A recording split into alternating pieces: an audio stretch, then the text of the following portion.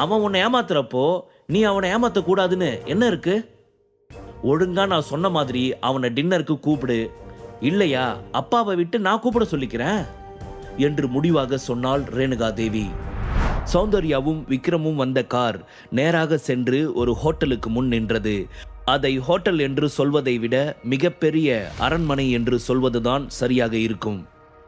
பார்க்கறதுக்கு இவ்வளோ பெருசா இருக்குது, இது என்ன ஹோட்டலா இல்ல அரண்மனையா என்று ஆச்சரியத்துடன் அந்த ஹோட்டலை நிமிர்ந்த பார்த்தவாறே காரில் இருந்து கீழே இறங்கினான் விக்ரம்.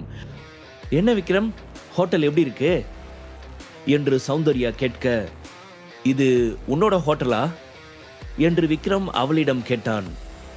ஆமா, நான் பிசினஸ்குள்ள என்டர் ஆனதுக்கு அப்புறமா எனக்கு வந்த ஃபர்ஸ்ட் லாபம் மூலமா நான் கட்டின ஹோட்டல் தான் இது என்று அவள் சொல்ல, ஹோட்டல்னு சொல்ற, ஆனா யாருமே இங்க சாப்பிட வரதே இல்லாத மாதிரி இருக்குது, ஏன் ஹோட்டல் சரியா ஓடலையா என்று அவன் சிறிது நக்கலாக கேட்க, அதை புரிந்து கொண்டவள் சிரித்துக்கொண்டே, ஐயோ விக்ரம், நீ நினைக்கிற மாதிரி எல்லாம் எதுவும் கிடையாது, இந்த ஹோட்டலுக்கு யாருமே சாப்பிட வரமாட்டாங்க என்று சொல்ல, ஏன் அந்த அளவுக்கு சாப்பாடு பயங்கர கேவலமா இருக்குமா என்று அவன் மீண்டும் அவளை பார்த்து கிண்டலாய் கேட்க, ஐயோ விக்ரம், இது நான் எனக்குன்னு மட்டும் கட்டின ஹோட்டல், எனக்கு எப்போவாவது வெளியில சாப்பிடணும்னு ஆசையா இருந்துச்சுன்னா நான் நேரா இங்க தான் வருவேன்.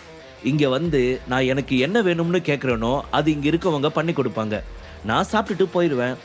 So this hotel is only for me. நான் இது வரைக்கும் இங்கே வேற யாரையும் கூப்பிட்டுட்டு வந்ததே இல்லை. அந்த வகையில் நீ ரொம்ப ஸ்பெஷல், ஏன்னா நீ என்னோட ஹோட்டலுக்கு வந்திருக்கியே, வெல்கம் டு மை ஹோட்டல் என்று சொல்லி அவனை அழைத்தவள் அவனை ஒரு சேரில் அமர செய்தாள். அதன் பின் அவளும் அவனுக்கு எதிராக அமர்ந்து கொண்டாள்.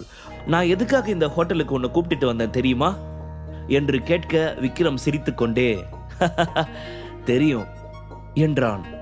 உனக்கு எப்படி தெரியும் என்று அவள் புரியாத பார்வை ஒன்றை பார்த்தவாறு கேட்க, சௌந்தர்யா நான் கிளம்புறேன், எனக்கு டைம் ஆயிடுச்சு என்று சொல்ல, என்னது கிளம்புறியா என்று அவள் கொஞ்சம் ஷாக்காக கேட்க, ஆமா எனக்கு ஒரு முக்கியமான வேலை இருக்கு, கண்டிப்பா நான் போயே ஆகணும் என்று அவன் பிடிவாதமாய் சொல்ல, ஆனா நீ என் கூட காஃபி சாப்பிடுறதா சொல்லிட்டு தானே வந்த, பட் இப்போ பாதியிலேயே கிளம்புனா இதுக்கு என்ன அர்த்தம் விக்ரம் என்று அவள் சிறிது ஏமாற்றமான முகத்துடன் கேட்க, வேகமாக தனது காஃபி கப் இருந்த இடத்தை நோக்கி வந்தவன் காஃபியை எடுத்து ஒரே மடக்கில் குடித்துவிட்டு, நான் உங்ககிட்ட சொன்ன மாதிரி காஃபி குடிச்சிட்டேன், இப்போ உனக்கு ஹாப்பி தானே, நான் கிளம்புறேன் என்று சொன்னவன் அதன் பின் அவள் பேசுவது எதையும் காதில் வாங்கிக் கொள்ளாமல் அங்கிருந்து விறுவிறுவென்று சென்று விட்டான். சௌந்தர்யா இதை தனக்கு நேர்ந்த மிகப்பெரிய அவமானமாக கருதினாள். அதே சமயம் ஹோட்டலில் இருந்து கிளம்பிய விக்ரம் 20 நிமிடத்தில் சுரபியின் வீட்டை அடைந்திருந்தான். காரில் இருந்து இறங்கியவன் நேராக சுரபியின் வீட்டிற்குள் நுழைய போன சமயம் அங்குள்ள கார்டனில் சந்துரு, சுரபியின் அம்மா ரேணுகா மற்றும் சரவணன் என 3 பேரும் உட்கார்ந்து பேசிக் கொண்டிருந்தனர். சந்துரு தம்பி, நீங்க கொஞ்ச நேரம் உட்காந்துருங்க, நான் மேல போய் அந்த சுரபியை கூட்டிட்டு வரேன், அதுக்கப்புறம் நீங்க 2 பேரும் இங்கிருந்து கிளம்பி டின்னருக்கு போயிட்டு ஷாப்பிங் போயிட்டு அப்படியே படத்துக்கு போயிட்டு வந்துடுங்க, ஓகேவா என்று சொன்னவள் வேகமாக எழுந்து அங்கிருந்து ஓட ஆரம்பித்தாள். சரவணனும் சந்துருவிடம், தம்பி நானும் போய் அவளை கூட்டிட்டு வரேன் என்று சொல்லி அங்கிருந்து நகர்ந்தார். எப்படியாச்சும் இவங்க 2 பேரையும் வளைச்சு போட்டு அந்த சுரபியை கல்யாணம் பண்ணிக்கணும், அப்பதான் எனக்கு அகைன்ஸ்டா அந்த சௌந்தர்யா கூட சேர்ந்துகிட்டு என்னை தரையில மிதிக்கணும்னு நினைக்கிற அந்த விக்ரம நான் பழி வாங்க முடியும். இது மட்டும் நடந்துருச்சுன்னா என்னை விட வாழ்க்கையில சந்தோஷமா இருக்கிறது வேற யாருமே இருக்க முடியாது என்று அவளை பற்றி தவறாக ஏதேதோ மனதில் கற்பனை வளர்த்து கொண்டவன் வஞ்சகமாக சிரித்து கொண்டிருந்தான். இன்னொரு தடவை நீ என்னோட சுரபியை பத்தி அந்த மாதிரி நினைச்ச, உன் கழுத்துல தலை இருக்காதுடா என்று மிரட்டலான குரல் ஒன்று கேட்க, அவனை பார்த்து சிறிது தடுமாறிய சந்துரு, ஹே ஹே நீ எப்படிங்க என்று கேட்க, அந்த கேள்வியை நான் உங்ககிட்ட கேட்கணும்டா, நீ எதுக்காக என்னோட பொண்டாட்டி வீட்டில் வந்து உக்காந்துருக்க என்று விக்ரம் சற்று கோபமாக கேட்க, டே விக்ரம், இன்னும் எப்படியும் கொஞ்ச நாள்ல உங்க 2 பேருக்குள்ள டிவோர்ஸ் கன்ஃபார்ம் ஆகிடும், அதுக்கப்புறம் சுரபியை கல்யாணம் பண்ணிக்க போறது நான் தான், அதான் இந்த வீட்டோட மாப்பிள்ளன்ற முறையில தான் நான் இங்க வந்து நின்றுட்டு இருக்கேன் என்று அவன் சொல்ல, என்ன சந்துரு, அன்னைக்கு வாங்கின அடி உனக்கு பத்தல போல, இன்னும் வேணும்னு நினைச்சுக்கிட்டு இவ்வளவு திமிரா பேசிக்கிட்டு இருக்கியா என்று விக்ரம் அவனை விரட்டி கொண்டிருந்த சமயம் வேகமாக அங்க வந்த ரேணுகா, என்ன விக்ரம், இங்க வந்து உன்னோட ஆட்டத்தை காட்டலாம்னு நினைக்கிறியா அங்க சௌந்தர்யா உனக்கு துணையா இருந்தா. ஆனா இப்போ அவ இங்க இல்ல. வெளியே பார்த்தல, சந்துருவோட ஆளுங்க நிக்கிறாங்க. சந்துரு ஒரு கை காட்டினா போதும், அவங்க எல்லாரும் ஓடி வந்து உன்னை உண்டு இல்லைன்னு பண்ணிடுவாங்க. மரியாதையா அன்னைக்கு நீ சந்துருவை அடிச்சதுக்கு சந்துரு கிட்ட மன்னிப்பு கேட்டுட்டு இங்கிருந்து கிளம்பி போயிடு. அதுதான் உனக்கு நல்லது.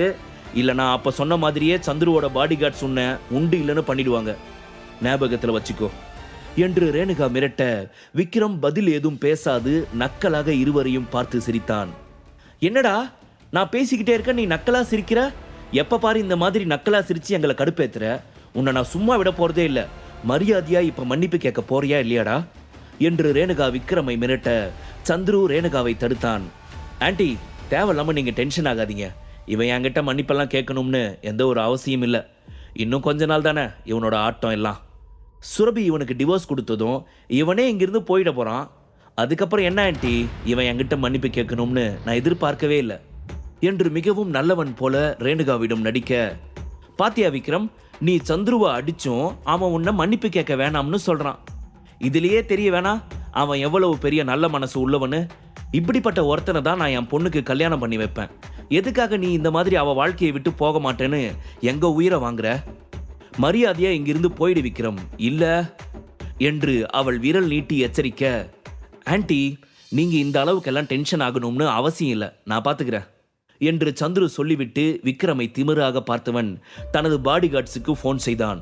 இரு, என்னோட பாடி கார்ட்ஸுக்கு கால் பண்ணி வர சொல்லி உன் கழுத்தை பிடிச்சி வெளியே தள்ளினாதான் நீ அடங்குவ என்று சொன்னவன் பாடி கார்ட்ஸிற்கு ஃபோன் செய்ய, ஃபோன் 2 முறை ரிங் போய் கட்டானது.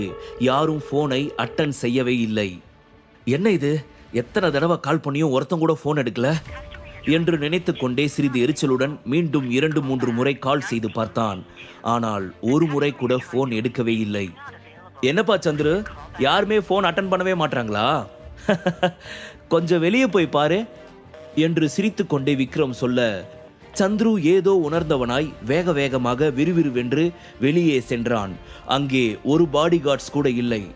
என்ன இது, ஒருத்தனை கூட காணோம் என்று சுற்று மற்றும் பார்க்க, தூரத்தில் இருந்த அரைகுறையாக கட்டப்பட்டிருந்த பில்டிங் மாடியில் அவனது பாடி கார்ட்ஸ் அனைவரும் கட்டி தொங்கவிடப்பட்டு இருந்தனர். அவர்கள் முகத்திலும் கைகளிலும் இருந்து ரத்தம் சொட்டு சொட்டாக வடிந்து கொண்டிருந்தது. இதை பார்த்த சந்துருவின் கண்கள் அதிர்ச்சியில் உறைந்து போய் நின்றன. அப்பொழுது அவன் முன் வந்து நின்ற விக்ரம் அவனை பார்த்து வினோதமாக சிரிக்க, அவன் மனதின் எண்ணத்தை சந்துருவால் தெளிவாக புரிந்து கொள்ள முடிந்தது. அவனின் பயம் மேலும் அதிகரித்தது. முழு கதையையும் கேட்டு மகிழ பாக்கெட் FM ஆப்பை டவுன்லோட் செய்யுங்கள். லிங்க் டிஸ்கிரிப்ஷனில் கொடுக்கப்பட்டுள்ளது.